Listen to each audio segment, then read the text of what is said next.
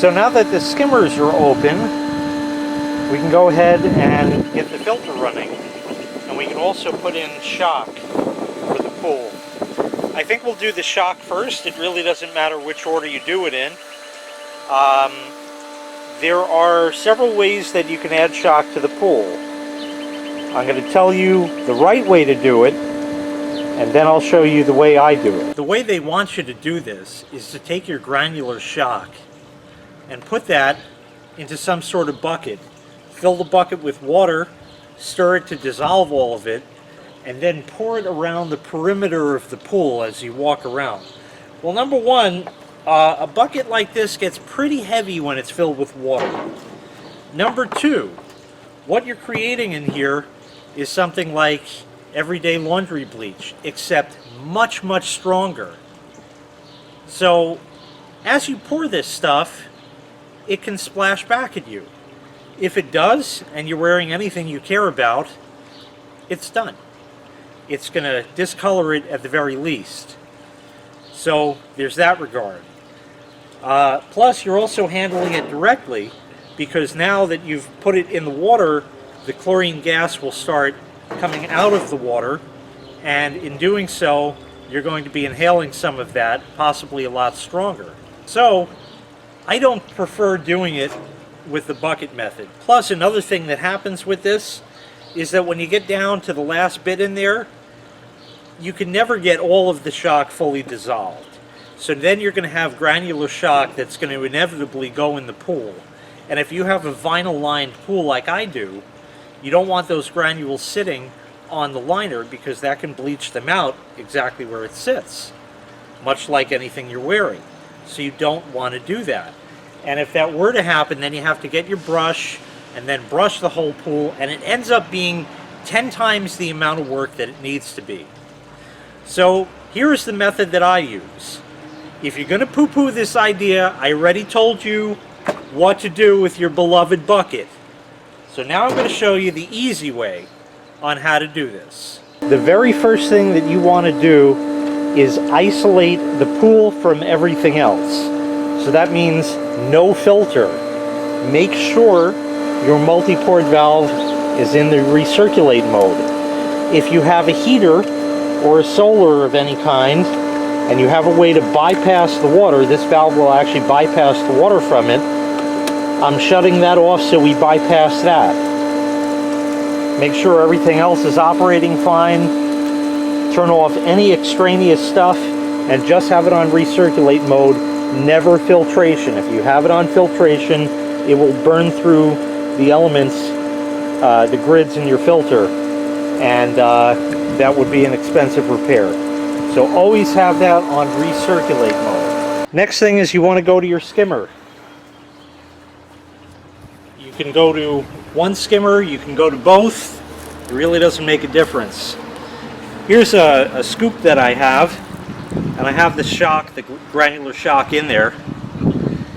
The key is that you must pour this very, very slowly. You just want a very, very fine powder, if you will, to go in like this. I guarantee you, as long as this is going to take you, it's a lot less time than mixing this stuff up in a bucket and pouring it in the pool. If your shock is nice and dry, then you likely won't be smelling much in the way of chlorine, rather than the chlorine gas coming out of the stuff in the bucket. Although it is mixing with water right here, it's pretty much going right down, and that's it. And what's happening now, because the pool is in recirculate mode, is this is getting sucked right up by the pump, going right through the pump, and going right back into the return jets. So essentially what we have here is a turbine mixer, if you will. It takes the granular shock as the water is moving at a very high rate of speed in the pipes to go back to the pump. It is thoroughly dissolved, and then gets returned to super-chlorinated water to the pool. After you've done that, take your basket out. If there's anything in there, just slosh it around. And you may also find that there's some granules at the bottom here. You don't have to do this, but I would recommend that you go in there. You can wear gloves if you want. I personally don't care. And just check at the bottom and see if there's anything there. I have just a few granules, so I just sort of swirl my hand in there, and that'll kick up all the stuff, and it gets sucked down to go back to the pump. And that's it. That's the quick way to add shock to your pool. If you followed all of those directions that I gave you in the beginning, you should have no trouble using this method. Make sure to follow all the directions exactly as I told you if you're going to even attempt to try this. And if you do, it's on you, because just because it's on the internet doesn't mean it's true, although in this case you just watched me do it live. That's how I do it, and I've been doing it that way for about 10 years now. Thanks for watching. Next time we're going to open up the filter.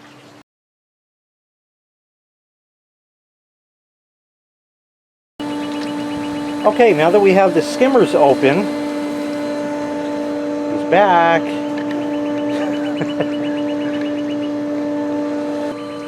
I wish he would just buzz off already. But no, he's taunting me. He's taunting me. You don't want to help today?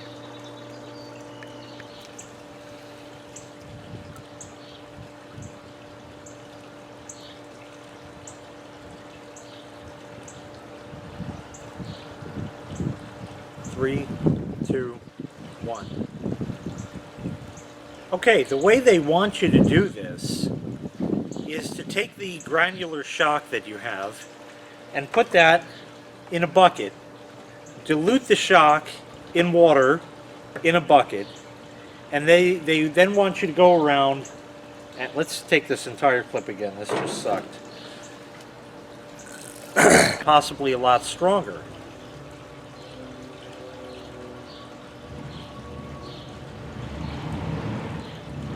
Wait for the motorcycle.